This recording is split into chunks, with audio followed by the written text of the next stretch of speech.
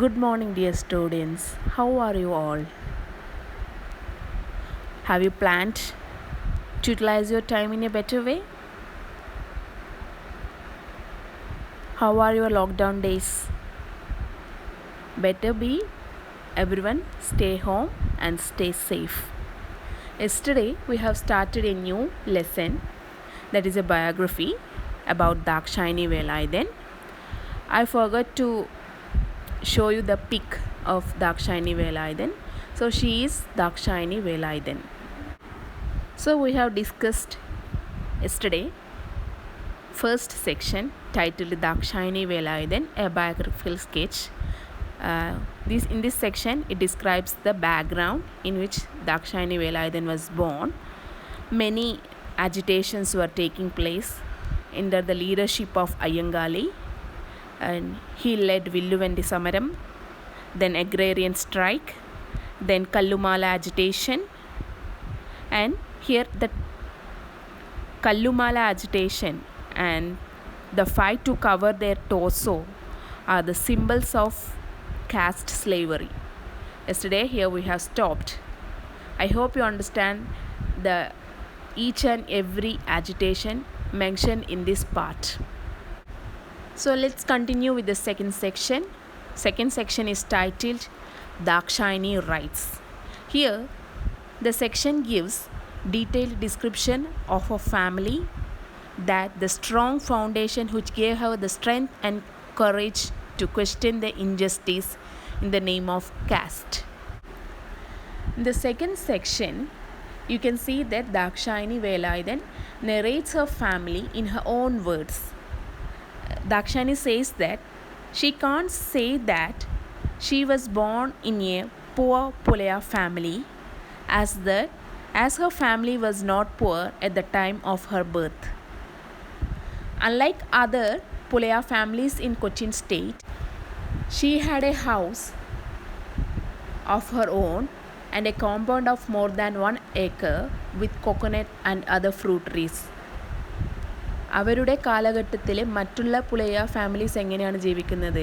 Higher കാസ്റ്റിൻ്റെ കീഴിൽ സ്വന്തമായിട്ട് വീടുമില്ലാതെ ഭൂമിയുമില്ലാതെ കൃഷിപ്പണി ചെയ്ത് കിട്ടുന്ന തുച്ഛമായ ശമ്പളത്തിലാണ് മറ്റുള്ള പുലയ ഫാമിലീസ് ജീവിക്കുന്നത്. പക്ഷേ ദാക്ഷായണി വേലായുധൻ്റെ കുടുംബം അത്യാവശ്യം നല്ല രീതിയിൽ തന്നെ അവർ ജീവിക്കുന്നുണ്ട്. അവർക്ക് സ്വന്തമായി വീടുണ്ട്, ഒരു ഏക്കറോളം വരുന്ന ഭൂമിയും, ആ ഭൂമിയിൽ ഒരുപാട് തെങ്ങും നല്ല ഫലവൃക്ഷങ്ങളൊക്കെ ഉണ്ട്. ദാക്ഷായണി വേലായുധൻ പറയുകയാണ്, തേങ്ങ വിറ്റ് കിട്ടുന്ന വരുമാനം കൊണ്ട് മാത്രം അവരുടെ കുടുംബത്തിന് നല്ല രീതിയിൽ ജീവിക്കാം. ദാക്ഷായണി വേലായുധൻ്റെ അച്ഛൻ ഒരു വില്ലേജ് സ്കൂൾ ടീച്ചറാണ്. അയാൾ അവരുടെ വീട് ഒരു സ്കൂളാക്കി കുറച്ച് കുട്ടികളെ വീട്ടിൽ വരുത്തി പഠിപ്പിക്കുമായിരുന്നു. അതുപോലെ തന്നെ അച്ഛൻ വരമ്പ് കെട്ടാനൊക്കെ മറ്റുള്ള കുടുംബത്തിലെ മറ്റ് പുരുഷാംഗങ്ങളുമായി വരമ്പ് കെട്ടാൻ പോകുമായിരുന്നു. Dakshayani Velayudhan has 2 elder brothers who were the first in the Pulaya community to crop their long knotted hair and wear shirts. Pulaya സമുദായത്തിൽ അവിടുത്തെ പുരുഷന്മാർക്കോ സ്ത്രീകൾക്കോ മുടി ചീകാനോ മുടി നല്ല വൃത്തിക്ക് വെട്ടി മേൽമുണ്ട് വസ്ത്രം ധരിക്കാനുള്ള അവകാശം ഉണ്ടായിരുന്നില്ല. സോ ദാക്ഷായണിയുടെ മൂത്ത സഹോദരങ്ങളാണ് ആദ്യമായിട്ട് മുടി വെട്ടി ഷർട്ട് ധരിച്ചിരുന്നത്. അതിൻ്റെ പേരിൽ അവരൊരുപാട് സഫർ ചെയ്യേണ്ടി വന്നിട്ടുണ്ടായിരുന്നു. റോഡിലൂടെ പോകുമ്പോൾ മറ്റുള്ള കമ്മ്യൂണിറ്റീസ്, അതായത് അപ്പർ കാസ്റ്റ്, ഈ ലാറ്റിൻ ക്രിസ്ത്യൻസ്, അത്യാവശ്യം നല്ല സമ്പന്നരായ ഈഴവ കുടുംബങ്ങൾ, അവരൊക്കെ ചെയ്യുക, ഇവരെ കളിയാക്കുകയും കൂകി വിളിക്കുകയും ചെയ്യുമായിരുന്നു. നാടൻ വഞ്ചിയിൽ പോവുകയാണെങ്കിൽ ചെയ്യുക, ഇവരുടെ മുകളിൽ കല്ലെറിയുമായിരുന്നു. എന്തിൻ്റെ പേരിലാണ് ഇതൊക്കെ ചെയ്യുന്നത്? അവർ അപ്പർ കാസ്റ്റ് ധരിക്കുന്ന വസ്ത്രങ്ങൾ അല്ലെങ്കിൽ ഷർട്ട് ധരിച്ചതിൻ്റെ പേരിലാണ് ഇത്രയും അവർ ഫേസ് ചെയ്യേണ്ടി വരുന്നത്. അതുപോലെ തന്നെ അവരെ വീടും ആക്രമിക്കപ്പെട്ടു ഇതിൻ്റെ പേരിൽ. ദാക്ഷായണി വേലായുധൻ്റെ കുടുംബാംഗങ്ങൾ ഒരുപാട് എതിർപ്പുകൾ അനുഭവിക്കേണ്ടി വന്നിട്ടുണ്ടായിരുന്നു ജാതിയുടെ പേരിൽ. അടുത്തത് പുലയ മഹാജനസഭയുടെ രൂപീകരണവുമായി ബന്ധപ്പെട്ട് ദാക്ഷായണി വേലായുധൻ്റെ അനുഭവങ്ങൾ പങ്കിടുകയാണ്. ആ അനുഭവങ്ങളിലൂടെ നമുക്ക് എന്താണ് മനസ്സിലാക്കാൻ സാധിക്കുക? അന്നത്തെ കാലത്തെ പബ്ലിക് പ്രാക്ടീസസ് എന്തായിരുന്നു, അല്ലെങ്കിൽ ഈ ജാതി വിരുദ്ധ വാദങ്ങൾക്ക് ഉണ്ടായ അവരുടെ പ്രൈവറ്റ് എക്സ്പീരിയൻസ് എന്തായിരുന്നു എന്ന് നമുക്ക് ഈ ഒരു നെറേഷനിലൂടെ നമുക്ക് മനസ്സിലാക്കാൻ സാധിക്കും. ഈ പുലയ മഹാജനസഭ രൂപീകരണത്തിൻ്റെ പിന്നിൽ ആരൊക്കെയാണ് പ്രവർത്തിച്ചത്? ദാക്ഷായണി വേലായുധൻ്റെ 2 മൂത്ത സഹോദരന്മാർ, പിന്നെ അവരുടെ അച്ഛൻ്റെ അനുജനായ കൃഷ്ണേദി, that is കൃഷ്ണാടിയാസൻ, Pandit Karuppan and TK Krishnamenon of Thottikkal family. അതിൽ കൃഷ്ണേദിയാണ് ഇതിൻ്റെ Pulaya മഹാജനസഭയുടെ പ്രസിഡൻ്റായി. Before continuing, let's discuss about Krishnadiyasan and Pandit Karuppan. These were the prominent figures on the leaders of Kerala Renaissance. Kerala നവോത്ഥാനത്തിൻ്റെ പ്രമുഖ വ്യക്തികളായിരുന്നു. ഈ പുലയ മഹാജനസഭ രൂപീകരണത്തിൻ്റെ പിന്നിൽ വലിയൊരു ഇമ്പോർട്ടൻ്റ് റോൾ വഹിച്ച ആളാണ് കൃഷ്ണേദി. അയാൾ സീക്രറ്റ്ലി രഹസ്യമായി സംസ്കൃതവും മ്യൂസിക്കും പഠിച്ചു. ഈ ഒരു കാലഘട്ടത്തിൽ താഴ്ന്ന ആൾക്കാർക്ക് അല്ലെങ്കിൽ ലോവർ കാസ്റ്റിലെ ജനങ്ങൾക്ക് സംസ്കൃതം പഠിക്കാനോ മ്യൂസിക് പഠിക്കാനോ അനുവാദമുണ്ടായിരുന്നില്ല. പക്ഷേ ഇയാൾ സീക്രട്ടായിട്ട് പഠിക്കുകയും അത് അവിടുത്തെ ദളിതർക്ക് പഠിപ്പിക്കുകയും ചെയ്തുമായിരുന്നു. അങ്ങനെ അവിടുത്തെ ജനങ്ങൾ അവരെ ആശാൻ, അല്ലെങ്കിൽ അതിൻ്റെ അർത്ഥം മാസ്റ്റർ എന്ന് വിളിക്കുകയുണ്ടായി. അയാൾ ഇങ്ങനെ ചെയ്തതിൻ്റെ പേരിൽ he was attacked brutally by the upper caste people because he raised questions against this caste discrimination. Next, Pandit Karuppan. Pandit Karuppan is known as Kerala's Lincoln. Lincoln refers to American President Abraham Lincoln. And he wrote many poems as a medium to protest against casteism and untouchability. അൺടച്ചബിലിറ്റിയെതിരെയും കാസ്റ്റീസത്തിനെതിരെയും ഒരുപാട് poems എഴുതിയിട്ടുണ്ടായിരുന്നു. അയാളുടെ പ്രമുഖ പോമാണ് ജാതിക്കുമ്മി. He found many organizations for the upliftment of depressed classes. താഴ്ന്ന ആൾക്കാർക്ക് അവരുടെ ഉന്നമനത്തിന് വേണ്ടി ഒരുപാട് organisations രൂപീകരിച്ചിട്ടുണ്ടായിരുന്നു. So, society paid respect by giving him the title Pandit and Vidwan. We have discussed the prominent figures. Now, we can see how this Pulaya Mahajanasabha held meetings, because the Maharaja in the Cochin had prohibited the untouchables to form meetings on his land. തൻ്റെ ഭൂമിയിൽ Untouchables ഒരിക്കലും meeting നടത്താൻ അനുവാദം കൊടുത്തിട്ടുണ്ടായിരുന്നില്ല. അതുകൊണ്ട് അതിലെ members എന്താണ് ചെയ്തത്? നാടൻ ബോട്ടുകളൊക്കെ കൂട്ടിക്കെട്ടി കടലിലാണ് അവർ മീറ്റിംഗ്സ് നടത്തിയിരുന്നത്. എന്തുകൊണ്ട്? കടലിൽ ജാതി ഉണ്ടായിരുന്നില്ല. This is catamaran. ഇങ്ങനെയുള്ള ഓരോരോ കൺട്രി ബോട്ട്സ് യൂസ് ചെയ്തിട്ടാണ് അവർ മീറ്റിംഗ്സ് നടത്തിയത്.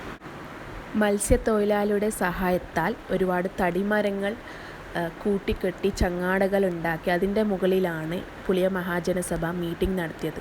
അതിൽ കൂടുതലും അവർ ഡിസ്കസ് ചെയ്തത് വളരെ പ്രധാനമായ സോഷ്യൽ ഇഷ്യൂസ് ആയിരുന്നു.